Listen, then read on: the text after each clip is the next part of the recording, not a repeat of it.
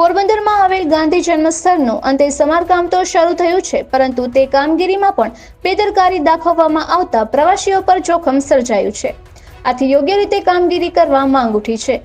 પોરબંદરમાં આવેલ ગાંધી જન્મસ્થળમાં ઉપરના 2 માળ જર્જરિત હોવાથી તંત્ર દ્વારા અહીં પાર્ટીશન મૂકી ઉપરના માળે પ્રવાસીઓના પ્રવેશ પર પ્રતિબંધ ફરમાવ્યો હતો. 3 વર્ષ સુધી રજૂઆત બાદ અંતે હાલમાં અહીં સમારકામની કામગીરી શરૂ કરવામાં આવી છે, પરંતુ તેમાં પણ બેદરકારી દાખવવામાં આવતા પ્રવાસીઓને મુશ્કેલીનો સામનો કરવો પડે છે.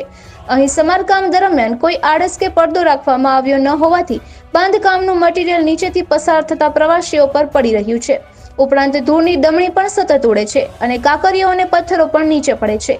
જન્મસ્થળના મુખ્ય પ્રવેશ દ્વાર પાસે જ હાલમાં કામગીરી ચાલી રહી છે, જેથી પ્રવાસીઓ અંદર પ્રવેશ કરવામાં પણ ભય અનુભવે છે અને પસાર થતા પ્રવાસીઓ પર પથ્થર પડે છે તો અકસ્માતની ભીતિ પણ સેવાઈ રહી છે.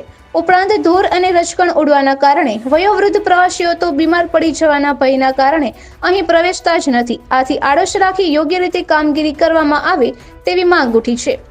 નિપુલ પોપટ, પોરબંદર ટાઈમ્સ.